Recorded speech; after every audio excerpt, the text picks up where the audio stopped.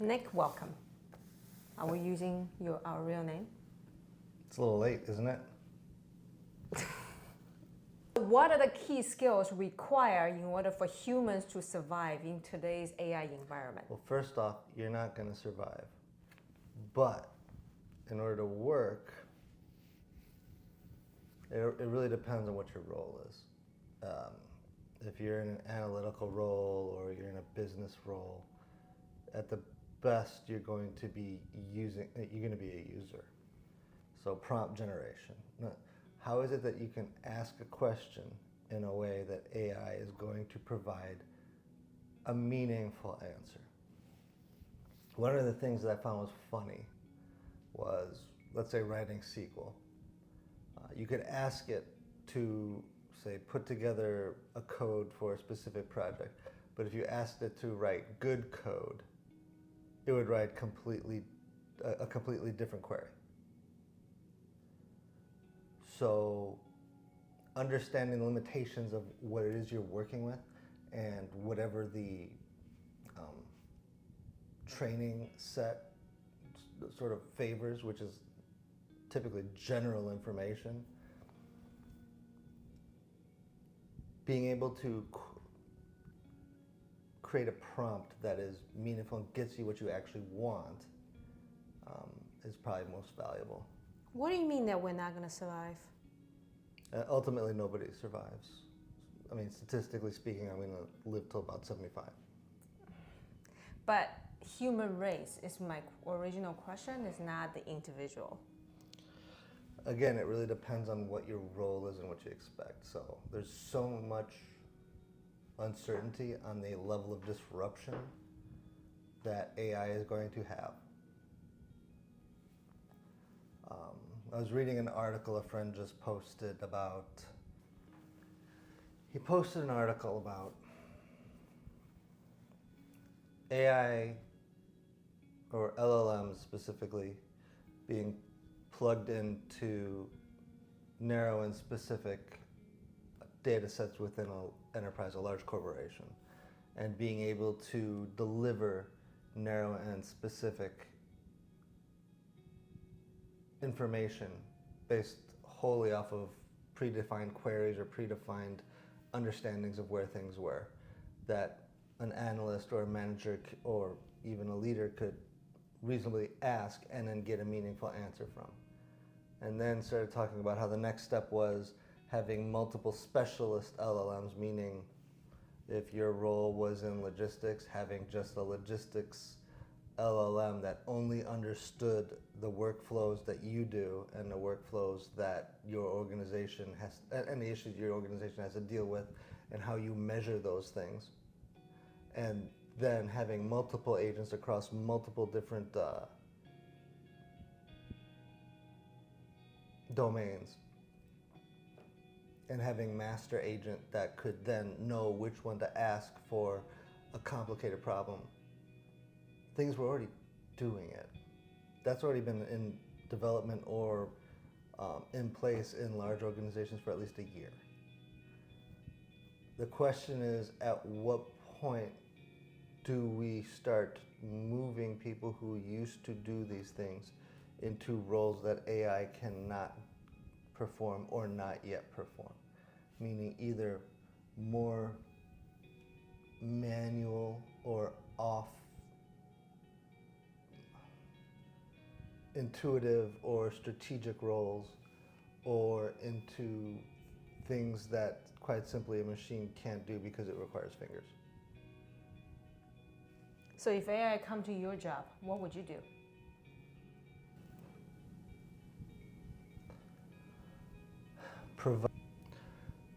Find a way to provide value. Well, I hate putting that in a human term. Humans don't provide value. Humans are valuable in and of themselves from a philosophical standpoint. So the question is, how can they bring potential in a way that AI can't do? And again, that really depends on where what industry you're in, what role you're in.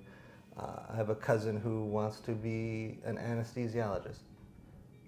to the degree that AI cannot eventually replace an anesthesiologist in a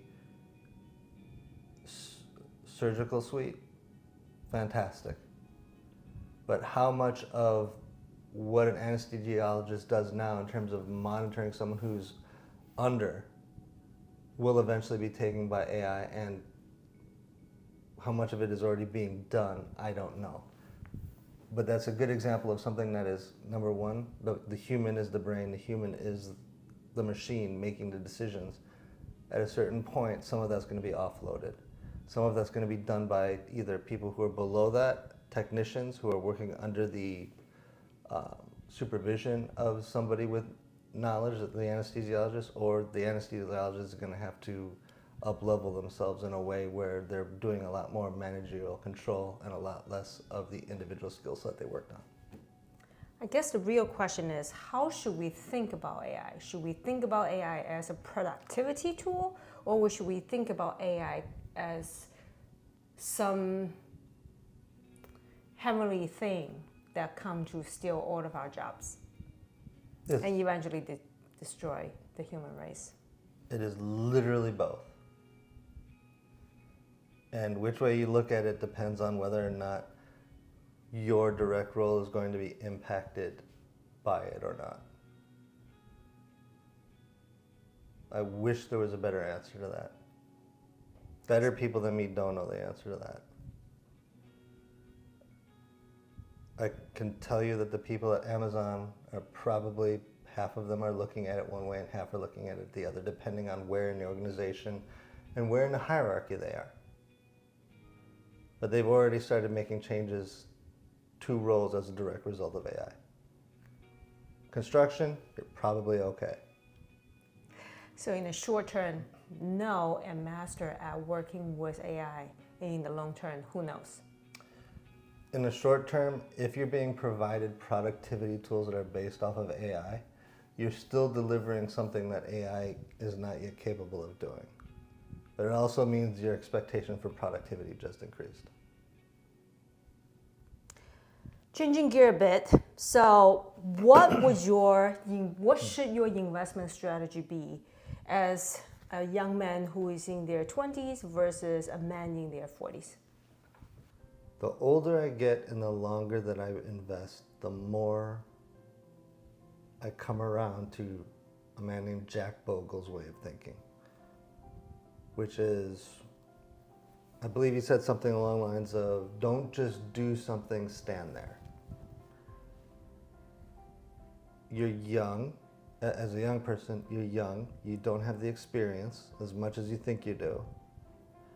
And all of the things that they're teaching you in school or that you can learn in a book about investing are basically like reading the dictionary in terms of learning English. And if that's the case, and you're not going into finance, and this isn't something you're pursuing as a career, there's no way that you will ever be able to get enough information to reliably and consistently outperform the market. And that's making the assumption that that's even possible.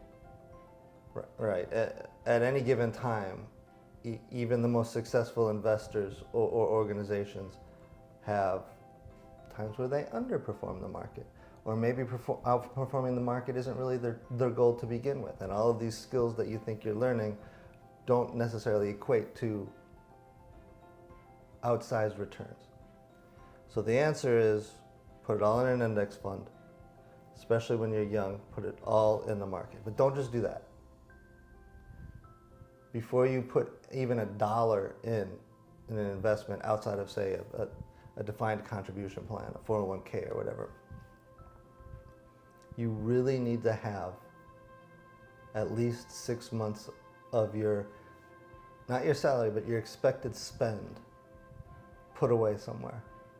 And as someone who's gone through multiple job transitions, I know you've gone through job transitions, even when you're saying, I'm moving across the country and I have a plan and I have a job, unexpected things come up.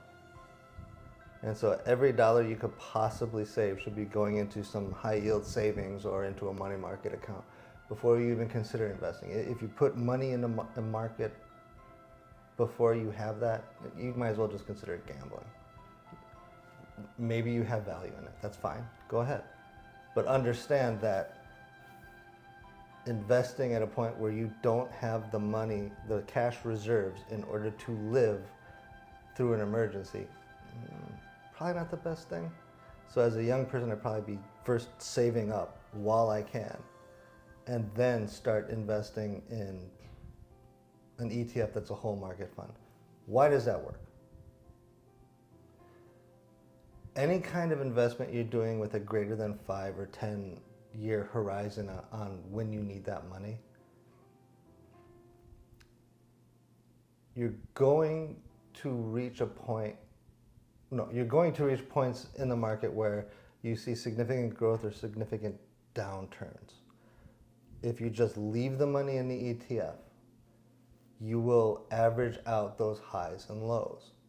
Versus, and this really gets to Jack Bogle's point, is this is as much a psychology play as it is a math play.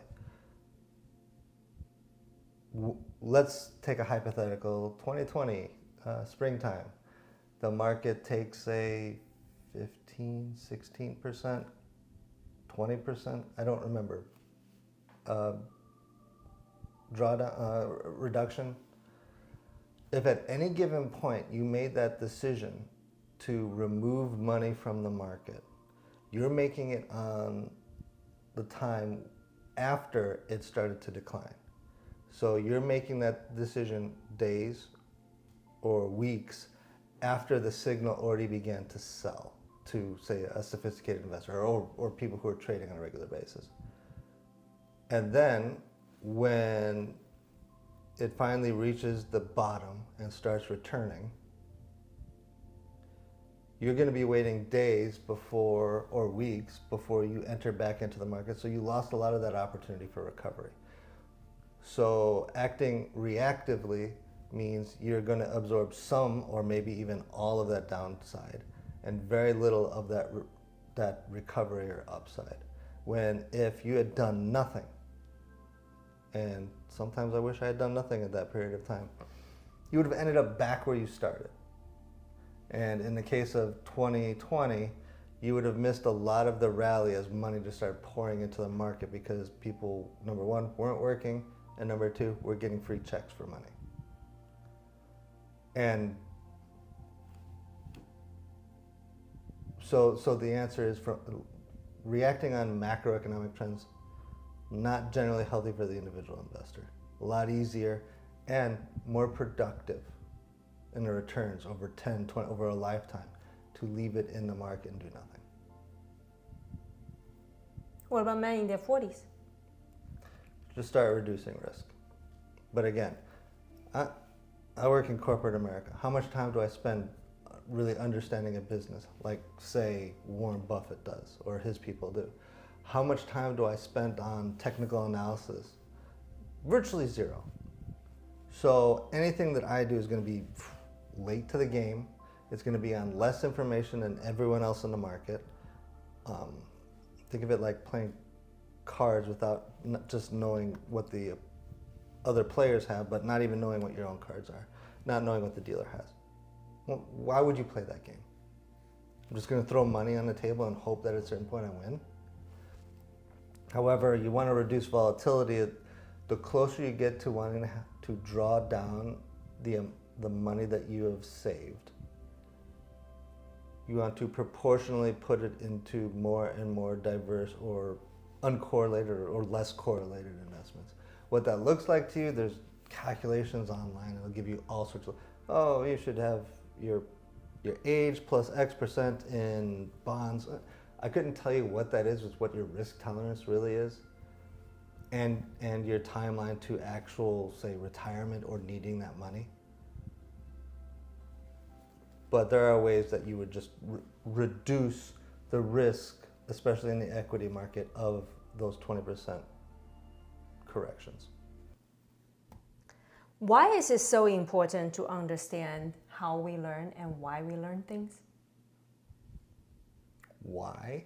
Mm-hmm. Essentially the purpose of why we do certain things. I have a 5-year-old or did. She's 8 now, but at one point in time she was 5.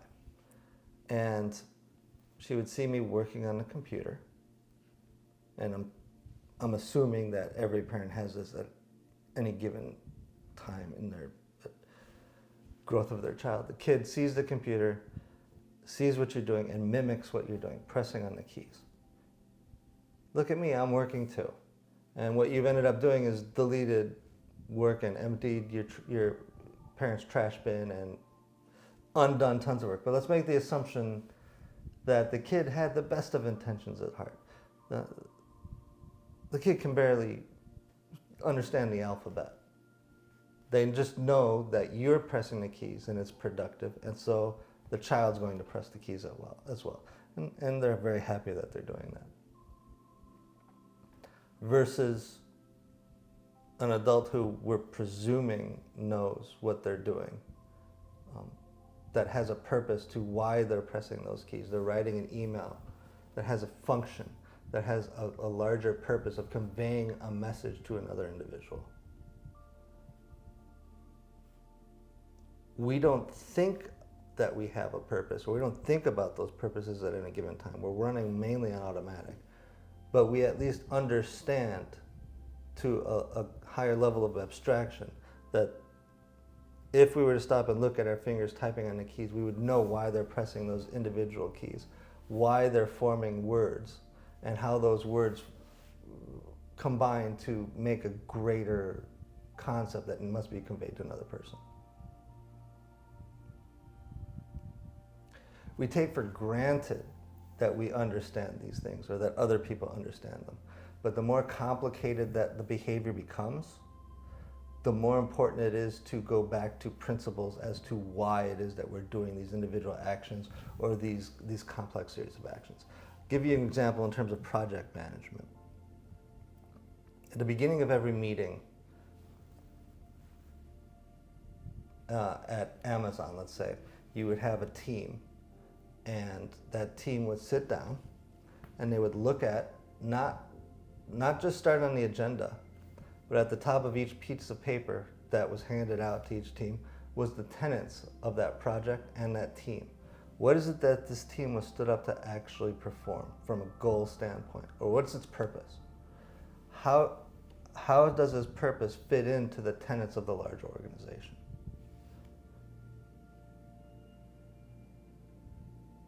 And if anything that comes beneath that on that piece of paper doesn't fit into those tenets and the purpose of that team, they revisit it and question whether or not they should be doing it, or find a way to frame it conceptually into the larger picture. Otherwise, it's wasted effort. Just like your kid hammering away on the keys.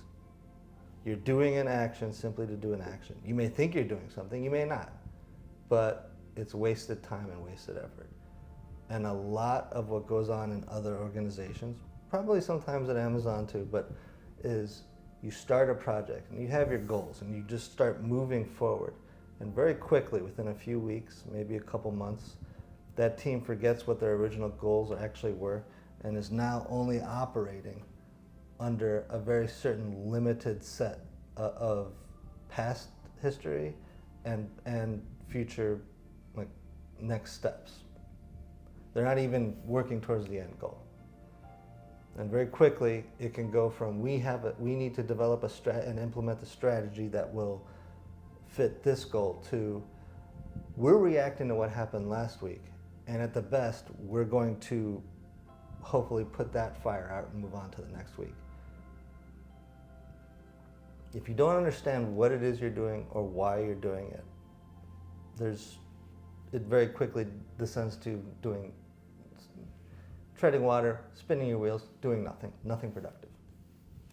So why is it that we've gone a little bit off on a tangent, but I think it's kind of a related subject. Just build on the tangent.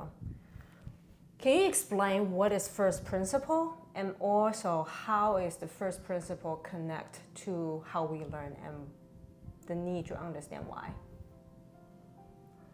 Well, that goes even deeper. Let's start with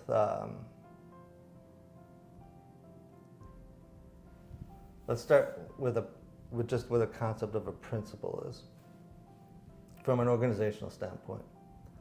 So few organizations might have the primary focus should always be the customer, or who's number one, the customer. If you're starting from that principle, every decision you make necessarily has to go through, but what is the impact to the customer if we make this decision? And your logic train may allow for things that, once you have that principle in place, it makes it very difficult to do things that, number one, will hurt your relationship with that customer, or at least make it more difficult. And number two, will act against the best interest of the relationship you have with that customer, even if you're doing it in a support role. So working off of that principle allows you to constrain, limit, and think further ahead than you otherwise normally would. That same concept should apply in education. What is it that we're trying to teach ourselves and why? And how you teach things should depend on what is the ultimate purpose of this subject that you're trying to convey. And give a good example. We teach history so that we don't repeat the mistakes of the past. Okay, that's one reason to study history. But if you then put that over your door, and every time you craft a lesson, it will help guide you along that purpose of focusing away from things in history that may not be relevant or may be interesting or may be valuable in certain aspects, but that do not actually affect the decision making of an adult 10 to 15 years after they learn the lesson. Final question. What? This is a bonus one. So this past weekend, one of my beloved brand, Cracker Barrel, just went through a corporate reimage, rebrand. Not only include taking over or remove the original images, but also completely change how they cook.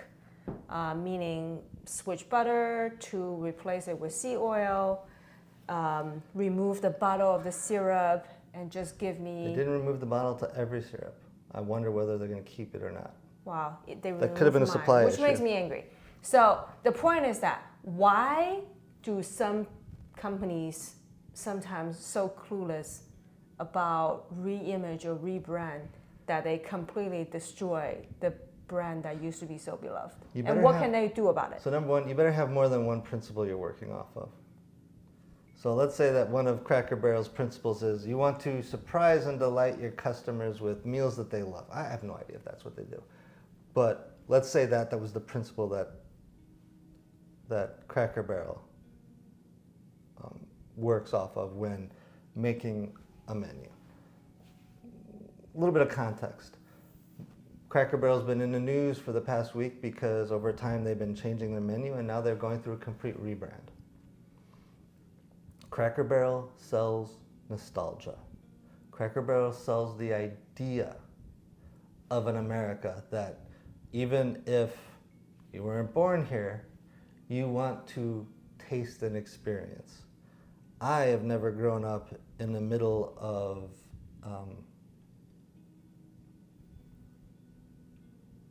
Oklahoma in the 1890s or 1910s. I never lived in a country life. But when I walk into Cracker Barrel, that is implicitly what I'm hearkening back to an era that I want to be a part of, let's say. Now, Cracker Barrel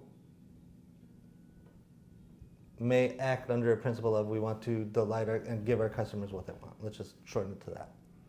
If that's the only principle you're working off of, and decisions are being made only by a very small and limited group of people, it's very easy to steer a decision to whatever it is that I think the customer should want is what the customer actually wants. It happens a lot.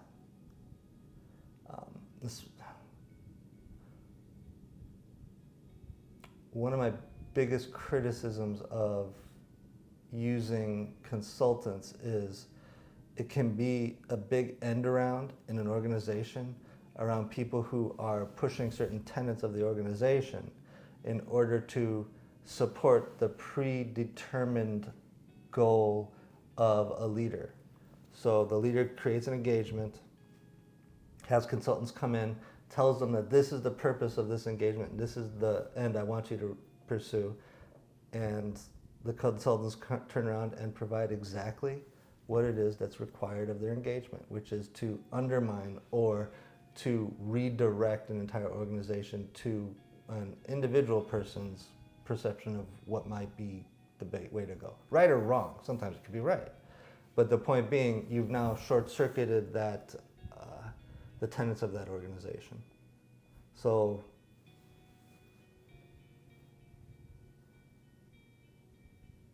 what can we learn from this? Is whenever you're messing with your customer relationship, you better understand why it is you're actually providing the service and values that you're providing now, and understand what it is that the customer is actually getting out of your brand versus I know what's best for the customer and I'm going to provide it. We're not all Steve Jobs. We're not all creating something or repackaging things in new ways. Sometimes what we're providing is stability and certainty and nostalgia.